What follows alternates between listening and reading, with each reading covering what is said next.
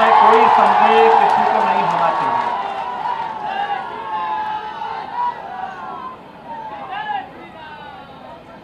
पांच सौ वर्षों की जो तमन्ना थी, ये सहरसा भी तो मिथिलांचल का ही एक भाग रहा है और मिथिलांचल मां जानकी का मायका है, यानी पूरा बिहार ही मां जानकी के मायके के रूप में विख्यात है। तो स्वाभाविक रूप से जो 500 वर्षों की एक तीज थी, जिसके लिए हर राम भक्त लड़ता था, हमारे पूज्य संतगण जिसके लिए संघर्ष करते थे, मर्यादा पुरुषोत्तम भगवान श्री राम के भव्य मंदिर का निर्माण अयोध्या में हो, वह काम प्रधानमंत्री मोदी जी ने आगे बढ़ा दिया है। और मैं इसके लिए आप सभी को बधाई देने के लिए आज यहां पर आया हूं, आपका अभिनंदन करने के लिए आया हूं। और मेरी हार्दिक इच्छा थी अयोध्या में भगवान राम के भव्य मंदिर निर्माण के कार्यक्रम में बिहार के हर गांव का प्रतिनिधित्व हो, इसमें आपकी सहभागिता हो। लेकिन वैश्विक महामारी कोरोना को ध्यान में रखते हुए जो गाइडलाइन थी, उस गाइडलाइन का पालन करना था, इसलिए हम लोगों ने कार्यक्रम का लाइव प्रसारण किया और कोरोना को परास्त करिए, बिहार के अंदर डबल इंजन की गाड़ी के रूप में एनडीए की सरकार लाइए और अयोध्या में भगवान राम के भव्य मंदिर निर्माण की कार्य सेवा में फिर शामिल होइए।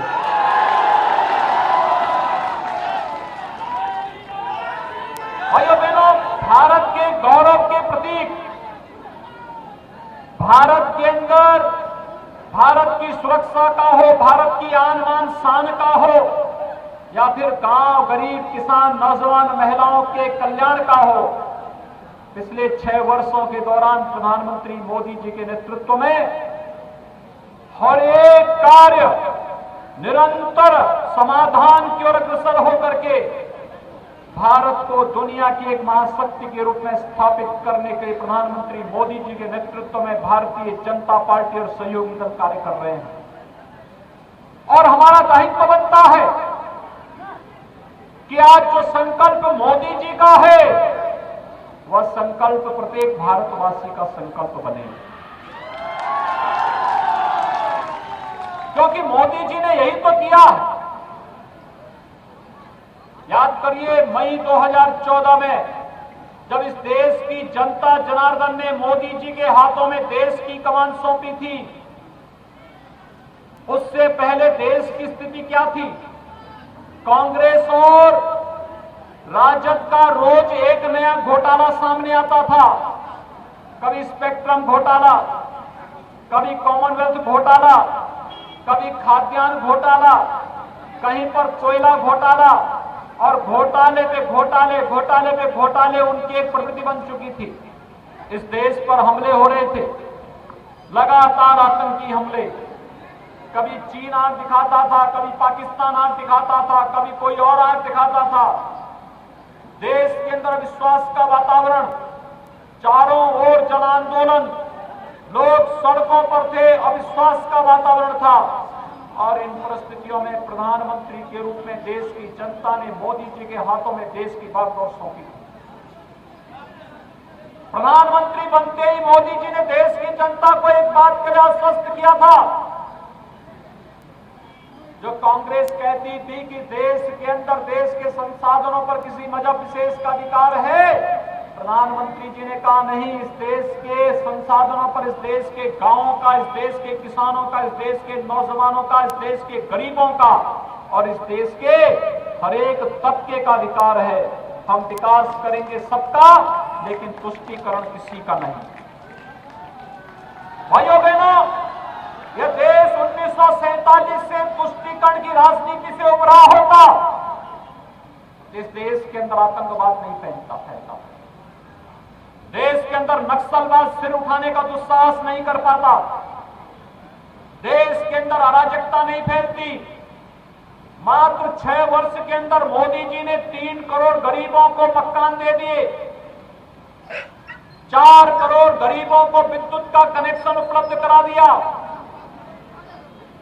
8 करोड़ गरीबों को रसोई गैस का कनेक्शन उपलब्ध करवा दिया, 10 करोड़ गरीबों के लिए एक शौचालय उपलब्ध करवा दिया, 12 करोड़ किसानों को प्रधानमंत्री किसान सम्मान निधि का लाभ दे दिया, 15 करोड़ नौजवानों के लिए प्रधानमंत्री मुद्रा योजना में आर्थिक स्वावलंबन का रास्ता प्रशस्त कर दिया, 35 करोड़ गरीबों के बैंकों में अकाउंट खोल करके वित्तीय समावेशन के साथ उन्हें जोड़ने का कार्य किया, 50 करोड़ गरीबों को प्रधानमंत्री किसान सम्मान निधि में 5 लाख रुपए का स्वास्थ्य बीमा का कवर देने का कार्य किया। और भाइयों बहनों, कोरोना कालखंड में 80 करोड़ लोगों को निःशुल्क खाद्यान्न देने का काम भी प्रधानमंत्री मोदी जी ने किया है। ये मात्र 6 वर्ष के अंदर प्रधानमंत्री मोदी जी करके दिखाए। प्रधानमंत्री मोदी जी का 6 साल का कार्यकाल गरीबों के लिए और कांग्रेस और राजद का 55 वर्ष का और 15 वर्ष का कार्यकाल भी अगर आप जोड़ देंगे तो भी और मिलकर के भी इतना काम नहीं कर पाए। और जहां तक देश के आन मान और शान की रक्षा की बात है, हर व्यक्ति जानता है पहले पाकिस्तान प्रस्त आतंकवादी भारत के अंदर घुस करके आतंकी घटनाओं को अंजाम देते थे और आज पाकिस्तान की सिट्टी पिट्टी गुम हो चुकी है। एक कांग्रेस और राजद के लोग आएंगे ना तो शाहीन बाग जैसे धर्मों के माध्यम से अव्यवस्था और अराजकता ही फैलाएंगे। और आज मोदी जी के नेतृत्व में भारत का बहादुर जवान पाकिस्तान के अंदर घुस करके आतंकी कैंपों को नष्ट करने का कार्य करते हैं। आतंकवाद के सामने कोई समझौता नहीं, आतंकवाद के लिए कोई मान मनोबल नहीं। आतंकवाद जैसे मानेगा उसी भाषा में जवाब देकर के देश की जनता को सुरक्षा देंगे। ये संकल्प भारतीय जनता पार्टी और सहयोगी दलों का है। पहले 1952 में कांग्रेस नेतृत्व की सरकार थी, कांग्रेस की सरकार थी और भाइयों बहनों इन्होंने क्या किया, इन्होंने जम्मू कश्मीर में शेष भारत के नागरिक जमीन नहीं ले सकते। बिहार में सहरसा में कोई भी जमीन ले सकता है, मकान बना सकता है, लेकिन जम्मू कश्मीर के अंदर अगर सहरसा का नागरिक और बिहार का नागरिक चाहता तो नहीं बना सकता था। कांग्रेस ने इस प्रकार का प्रावधान कर दिया था। मोदी जी ने कश्मीर के अंदर धारा 370 को समाप्त करके आतंकवाद को तो समाप्त किया ही, बिहार के लोगों को भी अधिकार दे दिया कि अगर वो चाहें तो जम्मू कश्मीर के अंदर जमीन खरीद करके अपना मकान बना करके रह सकते हैं। ये अधिकार मोदी जी ने आपको दिया है। कांग्रेस ने इस अधिकार से आपको वंचित किया था। आतंकवाद के खिलाफ भारत की लड़ाई को मजबूती से आगे बढ़ाने के लिए भारत के 135 करोड़ लोगों का सहयोग आवश्यक है, क्योंकि ये देश की लड़ाई है। लेकिन देश की इस लड़ाई में प्रत्यक्ष और अप्रत्यक्ष रूप से आतंकवाद का समर्थन करने वाले कांग्रेस और राजद के लोगों ने तुष्टीकरण की सभी हदें पार करते हुए इस देश के अंदर जाने अनजाने में इस बार तो इनके सहयोगी दल के रूप में वे लोग भी हैं जो प्रत्यक्ष अप्रत्यक्ष रूप से नक्सलवाद को समर्थन करते हैं, हिंसा में विश्वास करते हैं, व्यापक अराजकता को पैदा करके आन मान और शान के खिलाफ, देश की आन मान और शान के खिलाफ गुस्ताखी करने का कार्य करते हैं, उनको लोग प्रत्याशी बनाने का कार्य करते हैं। लेकिन भारतीय जनता पार्टी और सहयोगी दल देश की आन मान और शान के साथ किसी भी प्रकार की कोई गुस्ताखी किसी भी हालत में मंजूर नहीं कर सकते, स्वीकार नहीं कर सकते। और इसीलिए भाइयों बहनों, आज हम सब आपके बीच आए हैं आपसे कहने के लिए, ये बिहार विधानसभा का चुनाव कोरोना कालखंड में आप लोग कर रहे हैं। मैं अभिनंदन करूंगा आपके उत्साह और आपके उमंग का। जो उत्साह और उमंग बिहार के अंदर लोगों ने दिखाया है, लोकतंत्र के प्रति भी और साथ साथ बीमारी से बचाव के लिए भी। प्रधानमंत्री मोदी जी ने आह्वान किया है, जब तक बीमारी पूरी तरह समाप्त नहीं हो जाती, बचाव ही सर्वोत्तम उपाय है। हमें हर स्तर पर बचाव करना होगा। 2 गज की दूरी और मास्क जरूरी का पालन करना होगा। और भाइयों बहनों, ये मास्क जरूरी के पालन को, इसका पालन करते हुए देश की कोरोना के खिलाफ लड़ाई को भी हम लड़ेंगे। और बिहार के अंदर विकास और सुशासन का मॉडल जो एनडीए के नेतृत्व में, यहां पर नीतीश जी के नेतृत्व में जदयू, भाजपा, वीआईपी, हम पार्टी जैसे सभी दल मिलकर के आगे बढ़ाने का कार्य कर रहे हैं, इन सबके नेतृत्व में सहयोग देते हुए बिहार का प्रत्येक नागरिक अगर अपना योगदान दे देता है तो बिहार दुनिया की एक महाताकत के रूप में आगे बढ़ने से बिहार को कोई रोक नहीं सकता है।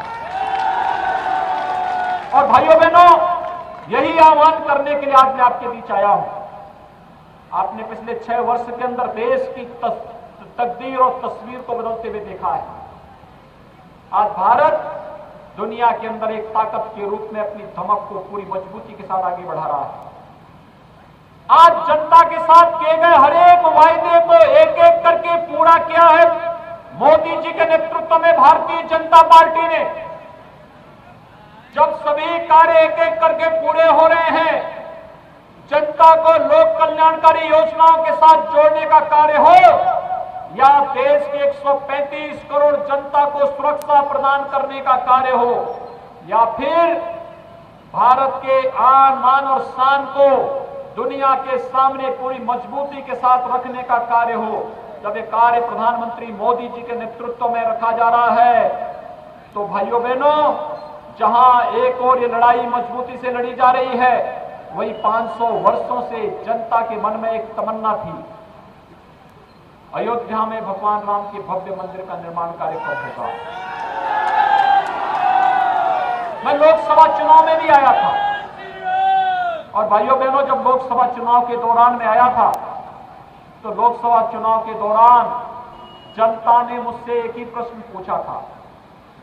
वे मुझसे पूछते थे कि योगी जी, आज तो मोदी जी प्रधानमंत्री हैं और उत्तर प्रदेश में मुख्यमंत्री आप हैं, आप लोग नारा लगाते थे कि रामलला हम आएंगे, मंदिर वहीं बनाएंगे, अब चुनाव में आए हैं, ये तो बताइए कि क्या तारीख भी बताएंगे। और भाइयों बहनों, अब तारीख बताने नहीं, हम तो काम करके वापस आपके पास आए हैं बताने के लिए।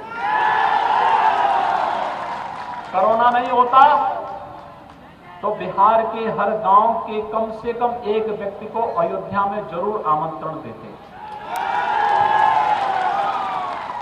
शिलान्यास के कार्यक्रम में, कार्य शुभारंभ के कार्यक्रम में जरूर आमंत्रित करते। जब प्रधानमंत्री जी के करकमलों से अयोध्या में भगवान राम के भव्य मंदिर के निर्माण कार्य का शुभारंभ हो रहा था, लेकिन कोरोना के कारण हम लोग आपको प्रत्यक्ष रूप से नहीं बुला पाए। लेकिन कोरोना समाप्त करिए, बिहार में एनडीए की सरकार बनाइए और फिर एक एक गांव को कार सेवा के लिए हम अयोध्या में आमंत्रण करेंगे कि आप लोग आइए, 500 वर्षों की इस कसक को पूरा करिए। और साथ साथ अयोध्या और जनकपुर का जो मिलन है, उत्तर प्रदेश और बिहार का राम जानकी के रूप में जो मिलन है, इस मिलन को एक और नई मजबूती के साथ, सांस्कृतिक धारा के साथ आगे बढ़ा करके, आध्यात्मिक धारा के साथ आगे बढ़ा करके हम लोग विकास के पथ पर अग्रसर हों। और आज यही तो कार्य हो रहा है। अयोध्या से सीतामढ़ी तक एक राम जानकी मार्ग का निर्माण मोदी जी के द्वारा कराया जा रहा है। भाइयों बहनों, जो दूरी पहले 12-15 घंटों में तय नहीं हो पाती थी। ये राम जानकी मार्ग बनने के मात्र 5 से 6 घंटे में अयोध्या की दूरी बिहार से पूरी कर दी जाएगी। सुबह जाइए, दिन में दर्शन करिए, शाम को वापस अपने घर में आ जाइए। ये कार्य है आज, ये विकास है। और इसलिए भाइयों बहनों, आप सबसे अपील करने के लिए आए हैं। देखना, हमारे यहां ये कहा जाता है कि अगर किसी ने कोई उपकार किया है तो उस उपकार को पूरा करने के लिए कृतज्ञता ज्ञापित किया जाता है। और आज तो यहां पर साक्षात केवट की नैया ही यहां सामने आ गई है आपके सामने। कभी भगवान राम को इस नैया ने पार किया था, और आज आप सबसे अपील करेंगे, लोकतंत्र में जनार्दन के रूप में आप स्वयं हैं, इसलिए इस नैया को पार करने में अपना योगदान दे दीजिए भैया। ये मुकेश सहनी आपके बीच में भाजपा, जदयू और हम पार्टी सभी के सहयोग से आपके बीच में आए हैं और आप सबका समर्थन प्राप्त करने के लिए आए हैं।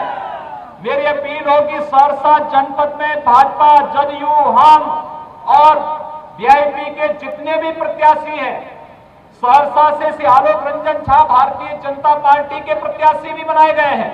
और मेरी अपील होगी, आप सभी लोग जहां भी वीआईपी से, भाजपा से, जदयू से और हम पार्टी से जो भी प्रत्याशी हैं, उन सभी को हम लोग अपना समर्थन दें। आप लोग सभी समर्थन देंगे? सभी लोग अगर समर्थन देंगे, एक बार हाथ खड़ा करके थोड़ा मुझे आश्वस्त करिए। जहां तक मेरी आवाज जा रही है, माताएं, बहनें, नौजवान, बुजुर्ग, किसान, सभी लोग ये बाउंड्री वाल पे जो लोग बैठे हुए हैं, आप लोग बाउंड्री वाल में बैठ के रक्षक के रूप में काम करिए। बोलिए कि हम लोग सब समर्थन करने जा रहे हैं। आप सबको मैं बहुत धन्यवाद देता हूं, आपने जो समर्थन दिया। अपील है, देखना, क्वारंटीन में थे श्री मुकेश सहनी जी। कोरोना के खिलाफ लड़ाई भी और चुनाव भी दोनों एक साथ लड़ा जा रहा है और उन्होंने इसका पूरा ध्यान रखा। हो सकता है घर घर न जा पाए हों, लेकिन भाइयों बहनों, आपके पास स्मार्टफोन है, इस फोन का इस्तेमाल करिए। अपने नातेदार, अपने रिश्तेदार, अपने मित्र, अपने शुभचिंतक को एक एक कॉल करके या एसएमएस करके उनको बताइए कि मुकेश सहनी को हमें यहां से भारी बहुमत से, सिमरी बख्तियारपुर से भारी बहुमत से इस 9 चुनाव चिन्ह पर भारी बहुमत से विजयी बना करके बिहार विधानसभा में भेजना है। एक अपील और दूसरा, सहरसा से श्री आलोक रंजन झा भारतीय जनता पार्टी के प्रत्याशी कमल चुनाव चिन्ह पर है। मेरी आप सबसे अपील है कि इन्हें भारी बहुमत से विजयी बना करके बिहार विधानसभा में भेजने के लिए आप सभी युद्ध स्तर पर लगे। कल चुनाव प्रचार बंद होगा, 7 को चुनाव अंतिम चरणों में संपन्न होगा और लोकतंत्र की ताकत का एहसास भाइयों बहनों आप जरूर कराइएगा। इस विश्वास के साथ मैं एक बार फिर से आप सबको हृदय से आपका अभिनंदन करता हूं। अपनी वाणी को विराम देता हूं। जय जय श्री राम, जय जय श्री राम, जय जय श्री राम। नमस्कार, मैं हूं मानक गुप्ता। अगर आपको हमारा ये वीडियो पसंद आया हो तो इसे लाइक और शेयर जरूर करें और हां, हमें सब्सक्राइब और फॉलो करना ना भूलें ताकि आप देश और दुनिया की कोई खबर मिस ना करें। तो जुड़े रहिए हमारे साथ और देखते रहिए न्यूज़ 24।